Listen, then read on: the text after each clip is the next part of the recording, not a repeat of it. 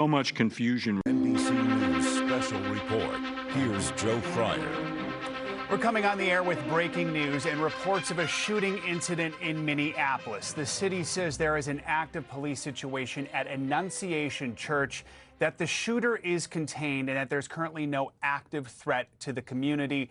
No official word yet on how many victims. Governor Tim Walz says that he has been briefed on the situation and that he is praying for the kids and teachers who are in school there. Let's bring in NBC News correspondent Adrian Broadus. Adrian, you and I have both worked in Minneapolis. It is my hometown. Annunciation Church is well known in South Minneapolis. It is not just a church, it is also a pre-K through 8th grade school that did begin classes just this past Monday. What are we learning right now? Joe, you know that so well, and you know what the first week of school is like for many of students, not only in that neighborhood, but across the country. And now students there at Annunciation Church will have this as their first week memory. We're still waiting to hear from Minneapolis police, who have a heavy presence there on scene. We do not know how many people were injured. We do not know what led to this. We know the initial reports started coming in around 8 this morning.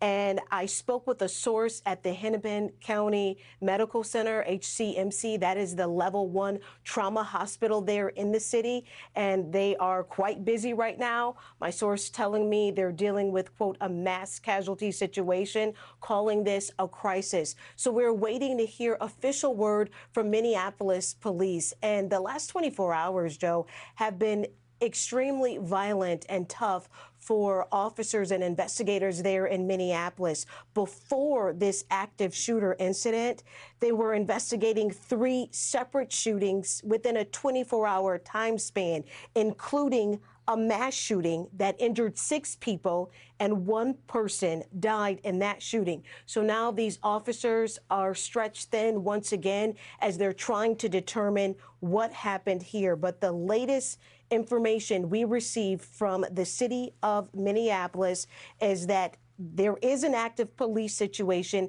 at Annunciation Church, which, as we've been telling you throughout the morning, it's also connected to a school, which is pre through 8th grade, the first week of school for students there. There is no active threat to the community at this time. The shooter is contained. So we're waiting to hear who that shooter was, why the shooter was there, and why that person targeted this school and church in South Minneapolis, Joe.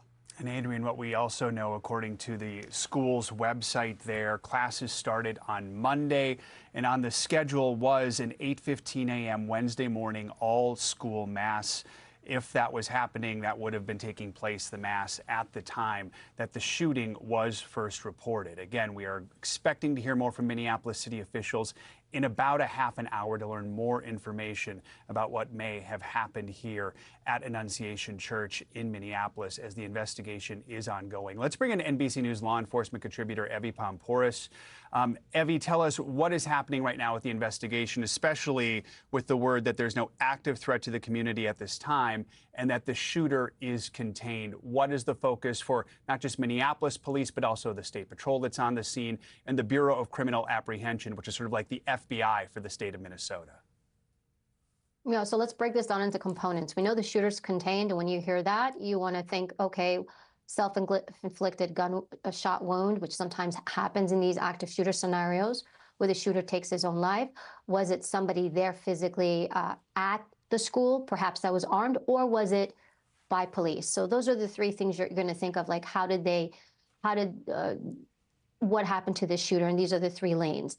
You're going to secure the environment. The next most important thing, obviously, are the injured. As you're saying, we're hearing mass casualty.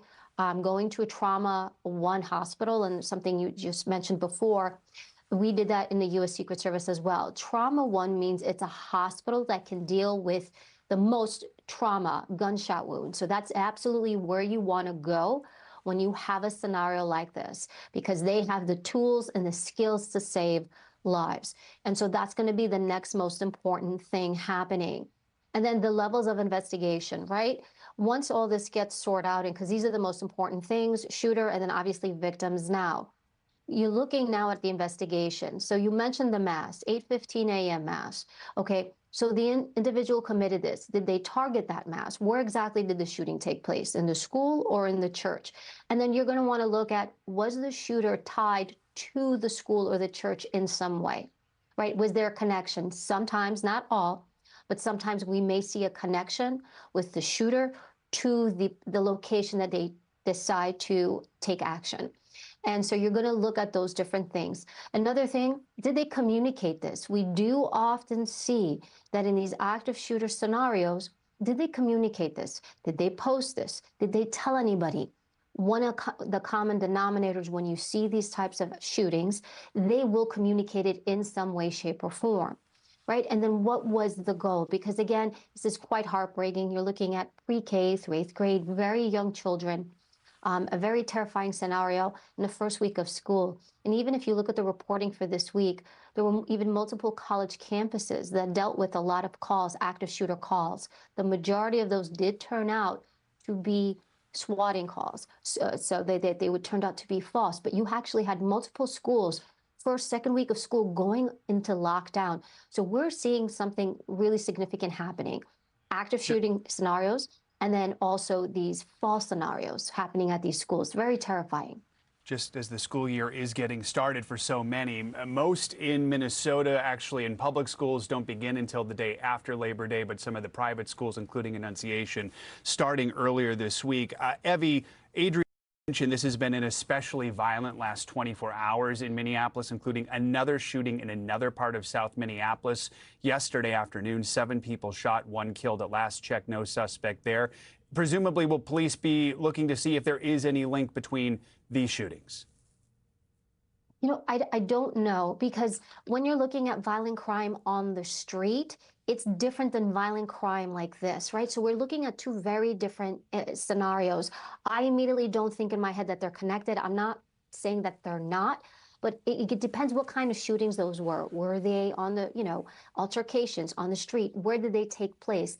This is different. This is, I'm going to a specific place, a school, a place of worship with children to conduct a mass shooting. So to me, those are 2 very different elements.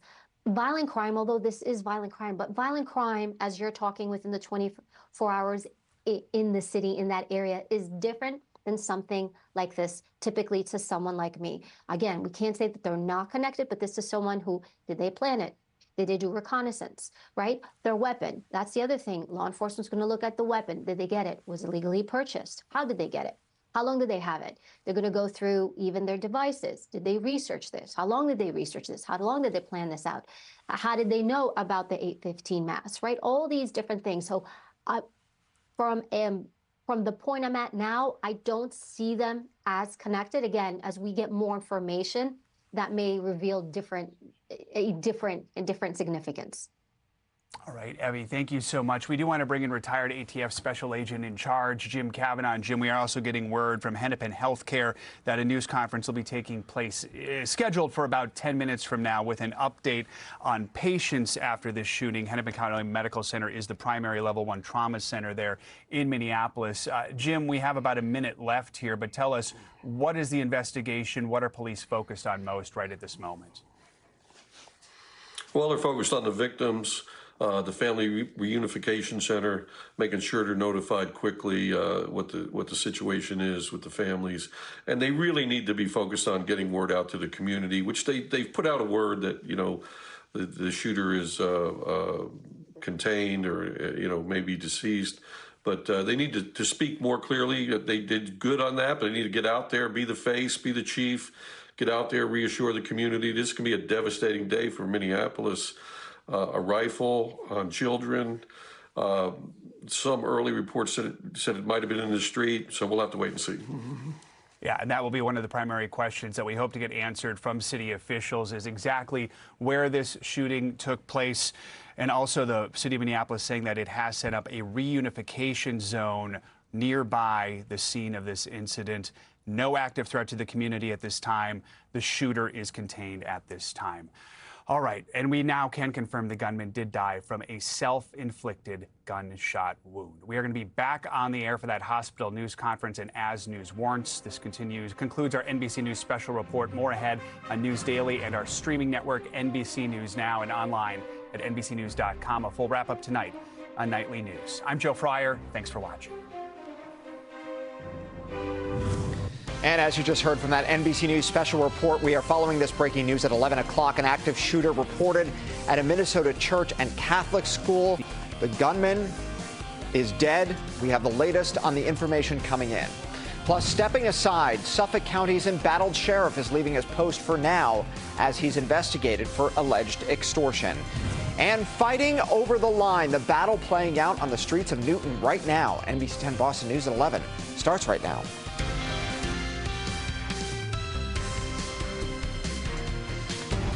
And again, we're following that breaking news out of Minnesota here this morning, where Governor Tim Walz has confirmed a shooter at Annunciation Catholic School and Church has been contained. NBC News just reporting that the gunman is dead of a self-inflicted gunshot wound. This is on the south side of Minneapolis. Right now, very little information in terms of victims.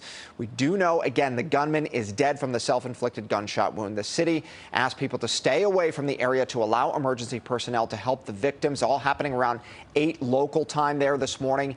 It's unclear how many people have been injured. Again, an active shooter contained at a church and Catholic school in Minnesota. We will bring you much more information with that NBC News Special Report when it comes back on the air. Also breaking in Boston, embattled Suffolk County Sheriff Stephen Tompkins has agreed to step away from his position for the time being. Thanks for being with us here on this Wednesday. I'm Jeff Saperstone. Tompkins has been the subject of a federal extortion investigation. Our LaToya Edwards is in the newsroom tracking all of these developments. LaToya. We're watching the latest statements here. A statement from the governor and the attorney general saying that he could potentially return to the post once this case is resolved. So Tompkins has led the Suffolk County Sheriff's Department since 2013. He was indicted earlier this month, though, on charges alleging that he extorted an executive at a Boston cannabis company so he could own stock in the business. He pleaded not guilty to the 2 extortion charges at his arraignment last week. A statement from the governor reading in part, the people of Massachusetts need to be able to trust in the integrity of the criminal justice system and that their elected officials are fully engaged in the work of serving the public. Until now, Healy had said little publicly about Tompkins' arrest, saying she was waiting for more details about this case. The longtime sheriff is a powerful player among Massachusetts Democrats. The department's assistant superintendent, Mark Lawhorn, will assume the role of special sheriff until Tompkins' case is resolved. Tompkins so far has not commented publicly on any of this. He remains free on his own recognizance. If he's found guilty, he faces up to 20 years in prison for each count of extortion. In the newsroom, working the details, I'm LaToya Edwards. LaToya, thank you. Also breaking this morning, people in Newton coming out to protest a move by the city to repaint traffic lines that have for years donned the colors of the Italian flag. Our Darren Botello is live for us on Adams Street in Newton. Darren, what are you seeing out there right now? Hey, good morning, Jeff. So the protesters, they left the sidewalk just about 10 minutes ago, but they had Italian flags, American flags, also signs that say "Stop Italian Hate" all over this right here. I'll show you live. You can see those crews painting over the Italian colors with yellow lines. And this controversy, it's been going on for some time now. The green, white, and red colors were on the center of Adams Street here for 90 years, but then suddenly replaced with a traditional double yellow line. This was back in June. So the mayor said this was for safety reasons. Families say they got no heads up, and they definitely weren't happy about this. Thousands signing a petition calling for the Italian colors to return, and then some painted over the city's yellow lines, creating competing colors. So we spoke with some protesters today about the lines being repainted yellow over those Italian colors. This is about the neighborhood. This isn't just paint on the street. This is the heritage of our neighborhood. We're going to put it back. We'll eventually put it back. When? We don't know. But we will put it back. Back out here live in Newton on Adams Street, you can see right there those crews right now painting yellow lines over those Italian colors. Obviously controversial for a lot of these residents, and we'll have updates throughout the day, both online, and then we'll have an update at 4 o'clock this afternoon on NBC Boston. Live in Newton, Darren Botello, NBC 10 Boston. Okay, Darren, thank you. New at 11, a fire suppressant system going off at a gas station in Charlestown and leaving cars covered. This was at the Shell on Cambridge Street this morning. One of the drivers told us on scene a big truck with an exhaust vent may have actually caused that system to trigger. He said his car door was open at the time. We've reached out to the gas station to see exactly what happened and why. All right, let's take a live look outside. 11:10 this morning. Beautiful look at the Charles River. Another gorgeous day out there today. Let's bring in meteorologist Pamela Gardner with Check the Forecast. Hey there, Jeff. It is a gorgeous day out there, right? Our temperatures are sitting in the 60s and 70s. It feels like fall on this late summer day. 72 in Boston, Marshfield at 72 as well. And more 70s expected this afternoon. But we're going to hold in the mid 70s, falling back into the 60s overnight tonight. In between, there is a chance for a couple of showers to pass by. So if you're heading out to the golf course at all, or just heading out to the driving range, 74, and watch for a quick passing shower this afternoon. It's because there's an area of low pressure sitting to our north, and from it, a very weak cold front. But there's just enough humidity in the air to trigger some of these isolated showers and downpours. It does not look like we'll see any severe thunderstorm activity or anything like that. And a lot of the clouds will help to keep us rather stable with the air mass. So with that, the chance of precip increases to about 10 to 20% for Boston by 1 to 5 p.m. That's the time frame. You'll want to have the umbrella just handy in case one of those showers will pass by. But then the rest of tonight, we're drying off. It's a fantastic stretch the next several days. We have a cool night ahead, too. It feels like autumn. How low those temperatures will go, another shower risk for Friday. I'll show you the timing and what's coming up for your holiday weekend in the 10-day. So much. It is 11:12 right now. It is day 2 of Michael Proctor's appeal hearing as he fights to get his old job back at state police. Today, his lawyer is cross-examining the only witness called by state police, Lieutenant Kevin Dwyer. Dwyer was tasked with investigating Proctor's conduct, and his findings were used in making the decision to fire Proctor. Proctor is arguing he's being punished more harshly than others who've been accused of similar misconduct. The case will pause after today and resume in October. Police are looking for an armed robber caught on camera here in Randolph. He's seen pointing a semi-automatic handgun at the clerk and demanding money. This was at the Prestige gas station on Route 28 yesterday afternoon. He ran out, but during the pursuit, 2 police cruisers collided. Both officers were taken to the hospital with non-life-threatening injuries. Let's talk Decision 2025 news now. The field of candidates vying for seats in Boston City Hall is about to be whittled down. The city's preliminary election is less than 2 weeks away. There is a high-profile seat for mayor and some critical council seats up for grabs. This year, the state is overseeing the municipal election. This comes after Boston's blunder in 2024. You probably remember this, when polling locations ran out of ballots on election night. Secretary of the Commonwealth Bill Galvin says they worked hard to comb through the city's processes and hopes September 9th goes smoothly. The basic problems are the same. Process of distribution of ballots, which was handled poorly in 24, as well as the communication issue, which is the thing we most especially want to fix, and we think we have. Okay, so polls will be open September 9th from 7 in the morning until 8 at night. You can also take part in early voting this weekend or September 2nd through the 5th. And next Wednesday, NBC 10 Boston will give the top mayoral candidates their final word to voters. We will be hosting Mayor Michelle Wu and challenger Josh Kraft on September 3rd. You can watch the Mayor's Forum live on NBC 10 Boston next Wednesday at 7 in the evening. We do continue to follow that breaking news out of Minnesota this morning. A shooter at Annunciation Catholic Church in the south side of the city has now been contained. NBC News just reporting that the gunman died from a self-inflicted gunshot wound. At this point, we don't know the number of victims, but we're expecting to learn an update in a news conference in the next half hour. We'll bring you more information just as soon as it comes in. Stay with us.